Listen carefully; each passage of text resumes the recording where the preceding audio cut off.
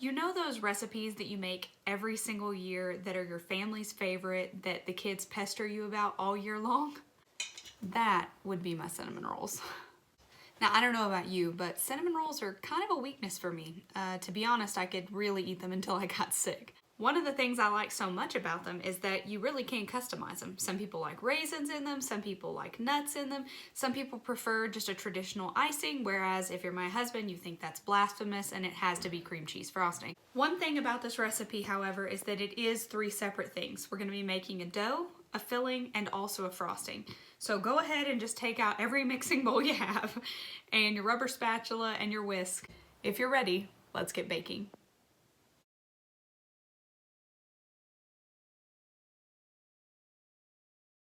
If you're subscribed to my channel and you watch the brioche bun recipe, this is going to remind you very much of that. This is an enriched dough. We're going to be using butter as well as eggs. To begin, we're going to start with a 1/2 cup of warm water. It's that baby bath water temperature. We're going to add 1 teaspoon of sugar to that water in order to give the yeast something to munch on. Once we've added the sugar to the water, we are going to add 2 1/4 teaspoons of yeast, or 1 packet. And then set that aside for about 5 minutes. For the dough, we're going to start with 4 cups of all-purpose flour, a 1/2 cup of sugar, as well as 1 teaspoon of salt. Go ahead and give those dry ingredients a quick little mix around, and then to this dough we are going to add 1 cup of hot water. Along with that hot water, you are going to pull up your sleeves and add 3 tablespoons of very, very soft butter. I actually popped mine in the microwave on the soften for just a couple of seconds. Next, you are going to start to incorporate that butter into the flour, sugar, salt, and hot water. Oh, it feels so nice on my hands. It's snowing outside today and it's like 12 degrees, so the warmth of this dough is, well, very relieving. Once you have that the majority of the way incorporated, we are going to add an egg to the party. Once the yolk buddy has been added, go ahead and start mixing. I don't want to hear about how horrible that feels on your hand. You know, it's just part of it, so just accept it, get okay with it, and work through it, okay? Don't let it win. Don't let it win. Once you have the flour, the egg, the butter, the sugar, and the salt all incorporated, we're going to go ahead and add that active yeast to the mixture, along with any sugar on the bottom. Once you've added the yeast mixture and gotten it all incorporated, if you feel as though it's a little bit too sticky, feel free to add up to maybe 1/4 cup more of flour. Sometimes your measurements can be slightly off. Unless you're using grams or ounces, that's just kind of bound to happen because you could have been a little heavy-handed when you were measuring. Maybe you didn't scrape off the top, maybe you had it too much packed in. There's always a little wiggle room. Once the dough is all incorporated, take a little bit of flour and dust the surface of your counter or workspace. Pull out your dough. We are going to knead this for approximately 5 minutes or until very, very soft, warm, and smooth. If this looks like a lot of dough, it's because it is. And isn't that the best thing? Keep in mind, these are going to be about the size of our head. So, you know, you need quite a bit of dough. I have to admit, I'm pretty proud of these cinnamon rolls. Not only does my daughter like them and my husband, but we actually sold quite a few of these through our bakery back home. One thing I really love about this, as I mentioned earlier, is that you really can customize these. In fact, we have a chocolate and pistachio bun that is made with this exact same dough. So feel free to get creative with it. Make it your own, you know, look in your pantry. Do you have some dried cherries? Do you have chocolate? Well, there you go, chocolate cherry buns. It's been about 5 minutes, and now that you've kneaded this dough into submission, that was too aggressive for a cinnamon roll. Let's try again. Nuzzled your dough into cooperation. That sounds like abuse. It's been 5 minutes and the dough is just right. I wanted to show y'all a close-up on the texture of this dough. Do you see just how soft and smooth, how easily it rolls up, how malleable it is? That is the softness you are looking for. So there she is, our beautiful little lady. She's come together smooth and soft and luscious, not because she had to, no, not because she was coerced or in any way convinced to be this. No, She's an independent lady. Now that she's ready, we are going to cover her in plastic wrap inside that same bowl you mixed her in is fine. Set it aside and let it rise for about an hour. Okay, now that the dough is rising, it's time to have a conversation about how this recipe is going to stress out a lot of people. If you're like me and you have OCD tendencies, this next step, well, it might be difficult for you. The best piece of advice I could give you is just go ahead and adopt the idea that this is going to be extremely messy. But to be honest with you, I've tried this in much neater ways and it just doesn't work as well. So, with that said, soften this whole stick of butter. Okay, so every logical bone in your body is telling you to melt the butter and not soften it because it will be easier to spread.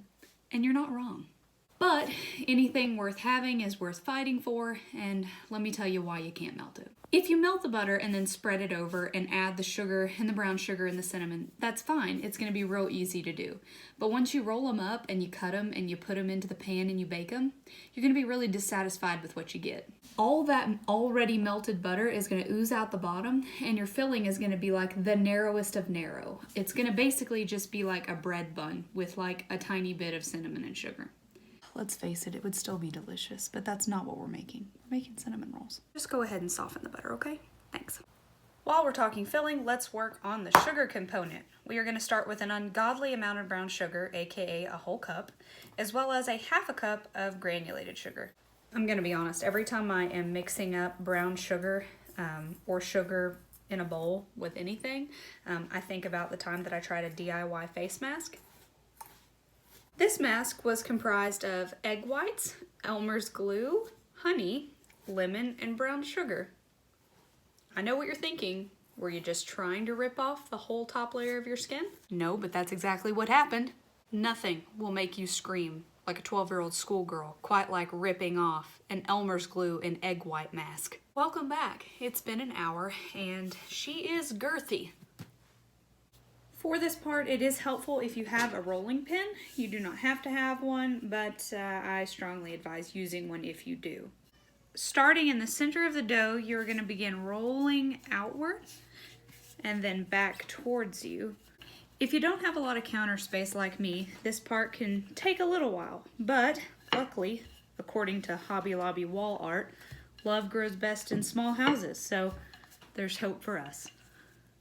You are going for a rectangular shape, so once you have rolled it out to about 18 inches long, it helps to kind of grab the corners and pull them out and kind of just help it to achieve that rectangular shape. Now that we have a pretty little rectangle, let's get messy. I like to grab the whole stick of butter, taking tiny little pieces and just dropping them in almost a pattern around the outside of the dough. Once you have a somewhat even amount dropped around the dough, just get going.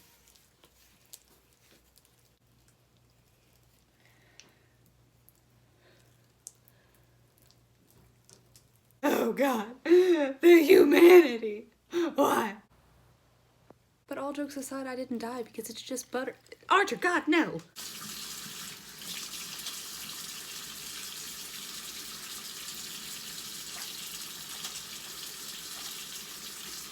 Yes, I'm washing. Now that your hands are clean, take the brown sugar and sugar mixture and just start sprinkling all over the surface of the dough.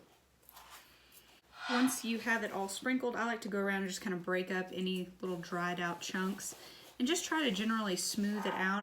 Begin sprinkling your cinnamon over the surface. It's okay if it lumps up and gets chunks in some area because you can always go and smooth it out. I like mine to be very cinnamony, so I go around afterwards and just spread that out so that it's all even.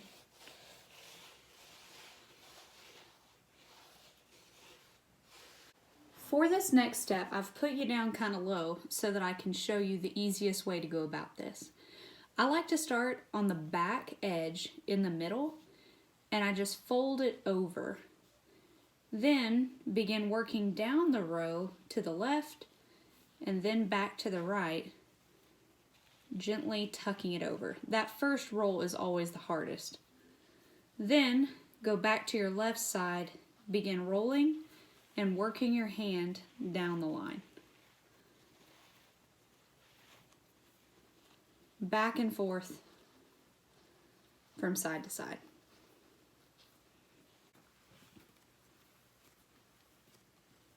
Once you have it all rolled up, I like to pull on it slightly, stretching it out and making sure that it's even all the way down the roll. For this next step, I will tell you there is one tool that works better than the rest, and that is fishing line. However, since the move, I haven't been able to find ours, so I'm going to show you how to do this with a knife. The reason that the fishing line works best is because you're not smushing down the cinnamon roll when you cut. You just shimmy it up underneath it and then tie it off and pull, and it cuts it even. However, because I don't have it, we're going to use a knife. I have found that it works best to start in the middle, and I do just a couple little slices back and forth. Everyone who cares about knives right now is freaking out because they think that I'm butchering this knife blade, but I'm not. I'm actually just cutting the dough, and then when it gets down to the bottom, I'm just letting the weight push down, okay? I'm not chiseling off layers of this knife. Calm down. I'm not breaking anything. Try to be uniform with the cinnamon rolls.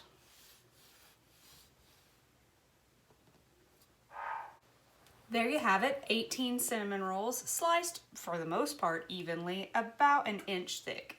We are now going to transfer these over to a greased 9x18 baking dish, making sure to pull them tight because they may have the tendency to pull apart slightly as you are putting them into the dish. I like to tuck the ends together to help them kind of stay. You should be able to fit about 12 in the pan, which if you're doing the math back home means you should have 6 left over for a tiny pan. You can refrigerate those and then bake them the following day. I like to go ahead and get any topping that has fallen out and then sprinkle it over the top. Cover that in plastic wrap and let it sit for at least 30 minutes up to an hour. P.S. Your hands probably smell stronger than a Kirkland's right now, so sniff at your own risk. It's been an hour and they have risen. We're going to transfer them into a 350-degree oven for approximately 18 to 20 minutes.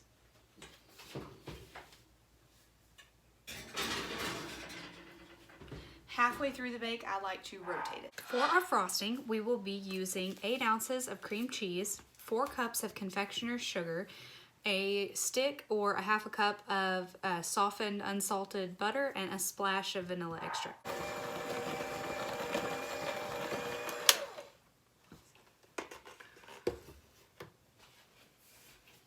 Once the butter is incorporated, add the 8 ounces of cream cheese. We're going to add a splash of milk, or about a tablespoon.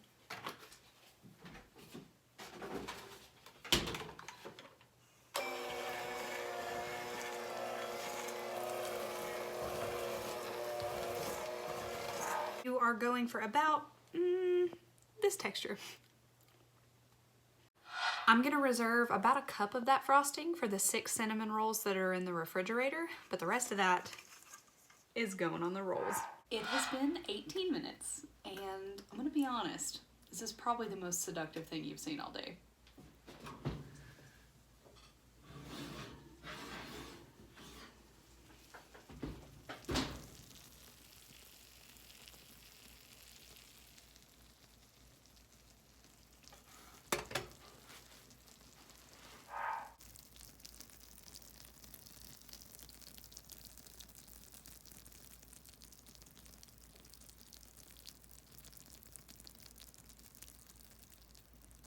You need to understand just how incredibly hot these are.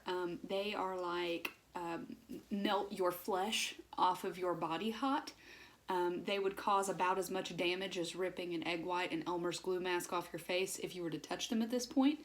So let those sit for about, I'm gonna go with 10 minutes before you even try to frost them, because otherwise it's just gonna melt all the frosting down into the bottom. You don't want that. At this point, I am going to take frosting onto my rubber spatula and just start smearing it on the top of these cinnamon rolls. Oh my gosh. One always comes out a little messy, and yet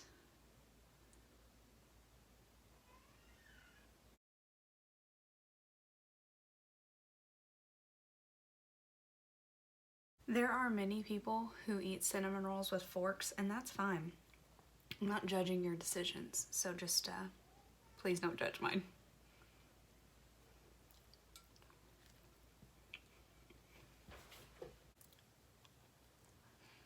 I'm covered in cinnamon. Look at this, guys. So yes, it calls for a lot of ingredients, and it requires you to step out of your comfort zone and get your hands completely covered in butter, but it's worth it. Get baking, y'all.